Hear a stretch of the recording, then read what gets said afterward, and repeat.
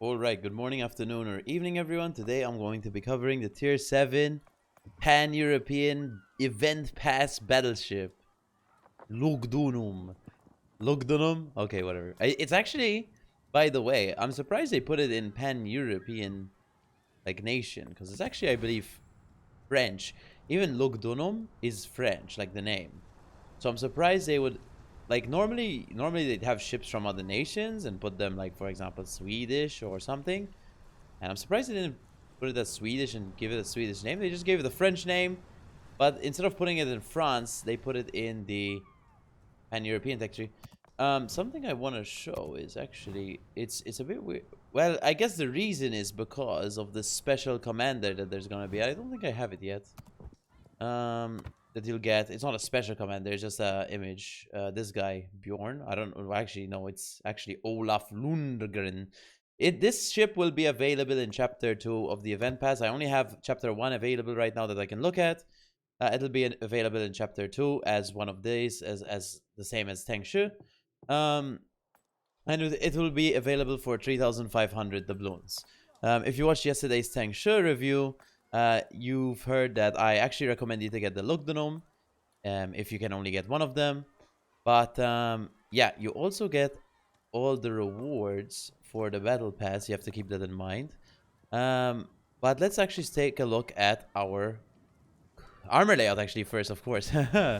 Almost there. Armor layout. So we have 26mm nose armor, we have 30mm deck armor, and 26 aft armor. We do have some, well, I wouldn't say it's an icebreaker. I guess it's the aft end armor belt. And then we also have an icebreaker, though, fore-end armor belt. We have the armor belt here at 180mm. If we take off the top armor here, the citadel sits underwater. So again, it should be a bit harder to citadel unless you're turning, of course, because you are going to turn in, and you know, people from longer ranges can citadel you.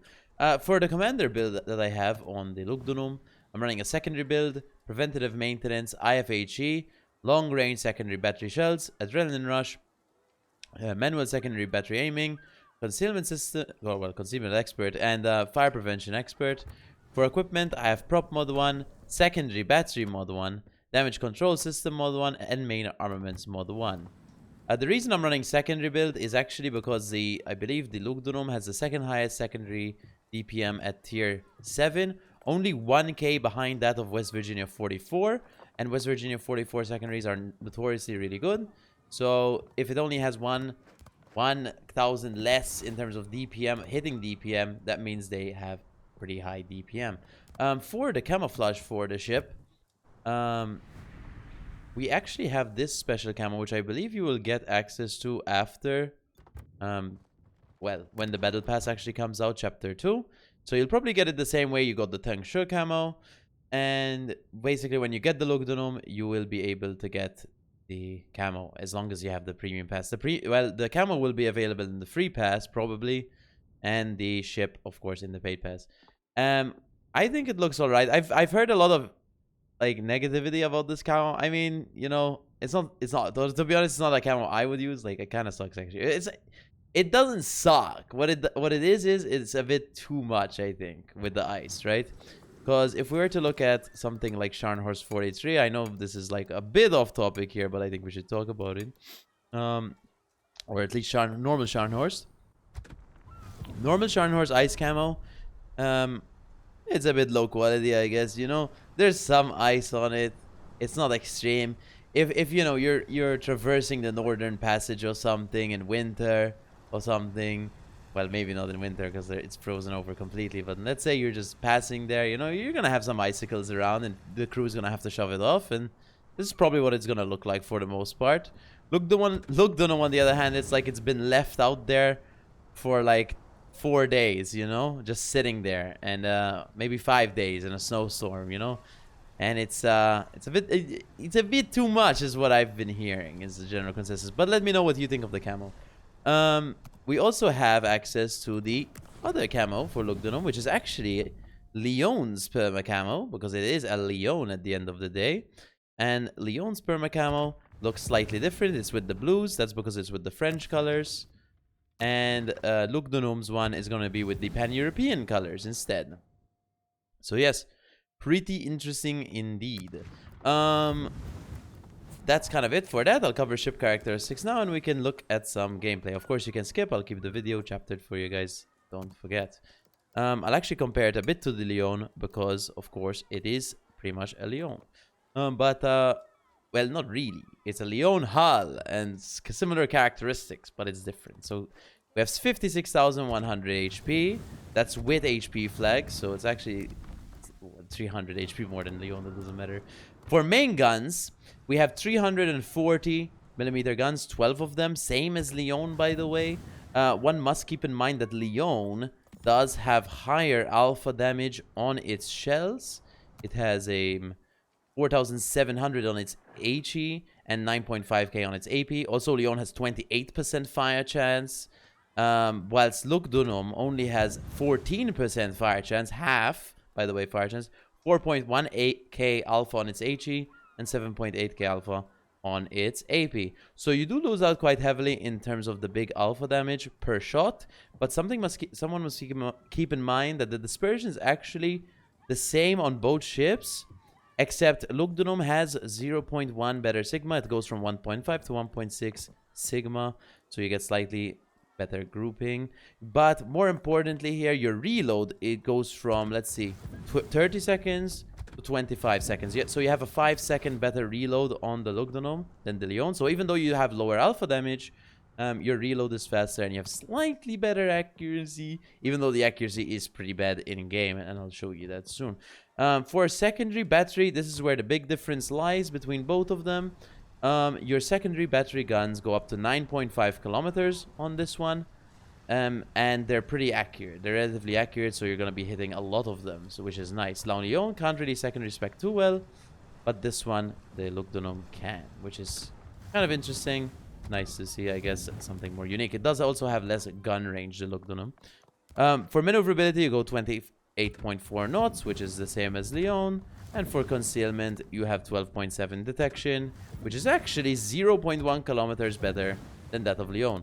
And so that's pretty much the differences between Lugdunum and Lyon.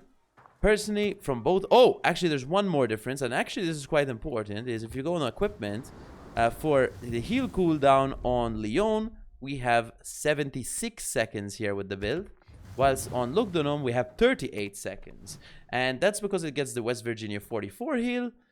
So you get the heal pretty fast. Now, something to keep in mind is I have 5 heals on Lyon. That's because I'm able to run Superintendent or, well, actually Emergency Repair Expert to get that extra heal. But Lugdunum, on the other hand, is not able to do that, unfortunately, because of this build. You couldn't remove Fire Prevention and take the extra heal. Wait, do we have 5 or 6 heals? We have 4 heals. Why does it say I get 6 heals with Emergency Repair Expert? I guess that's bugged. Yeah, it's probably bugged. But yeah, so we get 5 heals, you know, the standard heals. So yeah, I think we should go into the game in the Lugdunum. Alright, so here we are on Haven. And I wanted to feature this replay because, well, it's a good replay. And I played it on stream last time. But I wanted to do a live commentary on it because, well, it's a good showcase of what the ship can do. Now, we are in a 3-man division of Lugdunums, and we are top tier. So maybe it's not a super accurate review. But I have played it solo as well. It just, I believe this would be the... I also had another 128k damage game of solo, but, well, I was alone. I think this is a bit funnier to watch. So, I don't think my friends actually end up doing as much damage in terms of secondary damage, because I'm the one pushing first, so I'm kind of in secondary range pretty much the entire time. But basically, I'm gonna go towards the, well, north, out, east side of the map. I'm gonna go to the east side of the map here by turning left, and I'm going to try to get some damage. And of course, we're top tier, so that makes it relatively easy. Now, keep in mind our secondaries do pen 26mm, or I think it's 26 or 27, but I know it's 26. So we pen enough to pen the battleships at this tier. I think they actually pen 31? No, they pen 26. Anyway, let us skip to some gameplay. Alright, so we have a put voice here. We take a shot. Then, well, we do have 16 shells because we have 4 turrets with 4 guns each. We get 4,000 damage there, which is all not too bad. This map's actually pretty good for secondary battleships, I guess. At least at lower tier if you're top tier. Because you can kind of go on that corner there and hope people push you. The only big downside on that corner is if there's a destroyer out wide, then it's going to create some problems. But it looks like both destroyers are in the cap. And, well, of course, I would assume 2 destroyers would spawn per flank. Well, in this case, 2 destroyers and then 1 destroyer and a submarine. And on the other side, we do have our submarine and the other destroyer is spotted. So submarines are mirrored spawn, so one can assume the Undyne is on the same flank as the Cachalot. So that makes our life a bit easier. Now, there is an Algerie coming up. Algerie is, of course, quite squishy. It is a tier 7 cruiser, which is nice to see. Now, I could have done a live commentary game for this video, but I chose to do a replay here, as I said. I don't know, change things up sometimes, but more importantly, it's like, well, I have this nice replay that I could showcase that showcases the secondaries and some guns and, you know, the movement and kind of the advantages of the ship. So yeah, I would like to feature this replay, and I think that's okay. I'm not going to feature 2 games, since I only featured 1 game for Tangshe. I want to also feature 1 game for Lugdunum. Oh, here we go. So there is an Algerie here. We're going to try to turn our guns. See, hold and get our guns off. Let's see if we can citadel him potentially. We do 26,000 damage to him there. We get 4 citadels. A devastating strike. Very nice achievement for the start of the game. Pretty good indeed. But more importantly, who am I playing with? I'm playing with Trenlas. I'm sure you know him. And Raimu Bakare. Also playing with him. Yeah, Lugdunum. Insane. Yeah, I know. But that was pretty much a free kill. Because he kind of rounded the corner for some reason. Something I want to say is, of course, I understand that, you know, 3-man division of the same ship. Maybe it's not going to portray the ship as maybe weak or strong as it is, because you're playing with other people, so obviously it's not going to be the same as, for example, when you play solo. But I've played it solo as well, as I said, and it's just fine regardless, as long as you're getting decent matchmaking. By decent, I mean you're either top tier or against tier 8 max, so you should be doing okay. Against tier 9s, you're gonna have a bit of a hard time, obviously, but what tier 7 battleship doesn't? But yeah, no, it's a good ship. I definitely recommend you get this one for the 3,500 doubloons in the second chapter, the second event pass. I think that's totally worth it. The first one, thanks, it's up to you.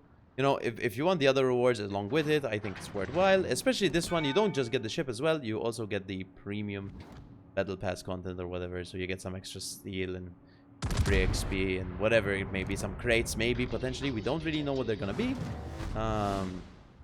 In the second tier battle pass, I think, but we'll have to see.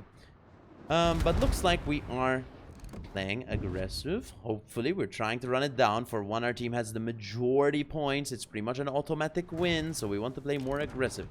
Now unfortunately we do have a King George V on this flank, and he's pre-kited, which is going to create some issues for us. We do get a broadside Omaha in front of our face, by the way, so we're going to try to launch 16 shells, world famous Omaha. Unfortunately, he's going a bit faster than I expected, so we only get 1 citadel. That should have been our second dev strike of the game, but we didn't get it. And the FR-25 ends up, well, almost dev striking him. And anyway, another cruiser comes along. We're up to 50k damage, which is not too bad. Well, right there, at 80 points right now. Let's see. Hold on, and we shoot. Maybe a bit early. Should have maybe game return.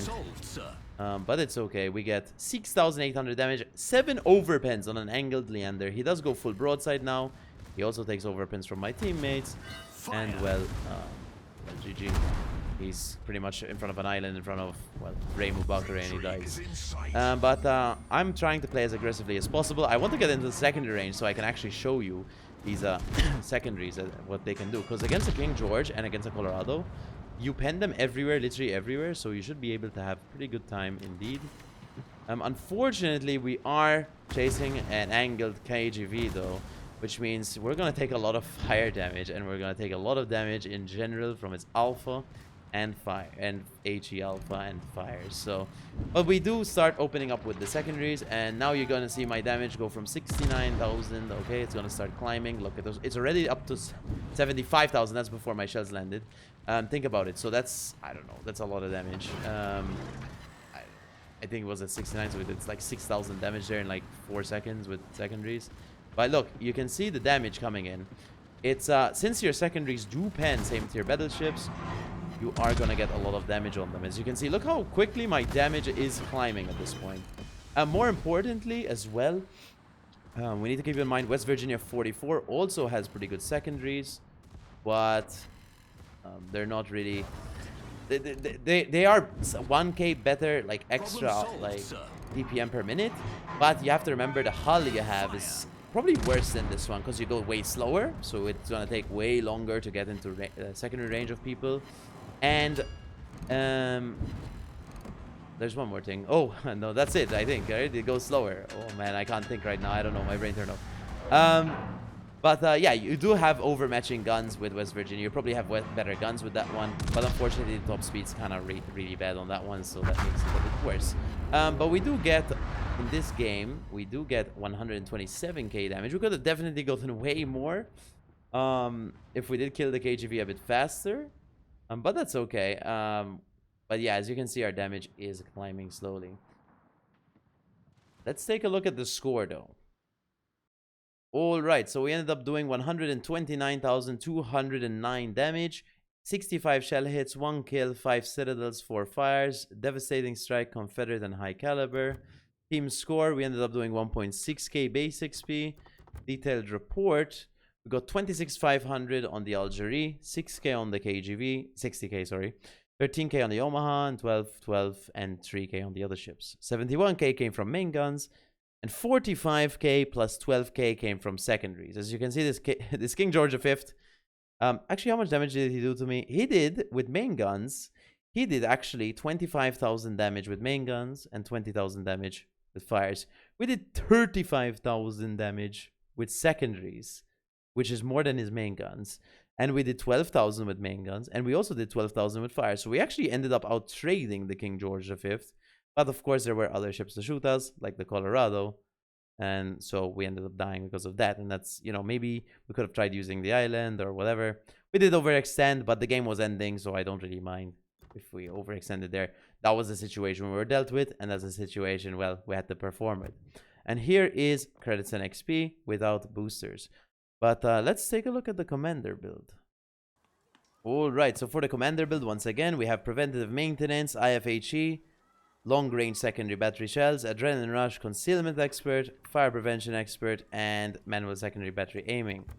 For equipment, prop mod 1, secondary battery mod 1, damage control system mod 1, and main armaments mod 1. But that's pretty much it for the Lugdunum. In terms of do I recommend it? I definitely do. I think it's pretty good. 3,500 doubloons. If you don't have, of course, any doubloons and you really don't want to get it, that's fine, guys. You don't have to get it. It's not a ship that you have to get, ever. Of course, it's a tier 7 battleship. Don't have to get it. But it's available at quite a relative discount. And you also get a lot of things with it because you get the little things and the second line battle pass. Not these, this is for Tengsha, but I don't have access to show you chapter 2, unfortunately, but that's kind of it. It is pretty good overall. Like I said, it does have its advantages over West Virginia 44, such as having higher top speed and well, I assume that's it, I guess, and maybe slightly better armor, but more importantly, I guess, you do lose out on having overmatching guns. West Virginia's guns are better in general. Plus, you do have DFA on West Virginia, and you have better turning because you have that improved turning on and acceleration on West Virginia. This does have the same heal as West Virginia 44 in terms of its cooldown speed, so that's kind of nice. That's pretty much a Lugdunum. One thing I want to mention about the camouflage is in game, if you use this camo, because I didn't actually showcase this camo in the game I played there. If you use this camo, when you turn the turrets, actually, there's like a demisting effect or like a steam effect when they come out, because like they're like melting when you move them. So it's a pretty neat animation, I guess. Small little animation in the game. But yeah, that's pretty much the Lugdunum. I hope you enjoyed the video. Something I want to mention again, I mentioned this in the Tengsha video. There is the YouTube join thing, membership thing. It's around $1 to join minimum. You do get a super container mission if you do join that, but that's kind of it. You don't have to. You don't have to buy it. It's on my channel. It's next to the join button, next to my username below the video. It'll explain it there. I also posted a message in the community section of my YouTube channel. So if you click on my YouTube channel, go on community, you'll see the post there where it says the join thing, and it'll explain the system, how it works or whatever.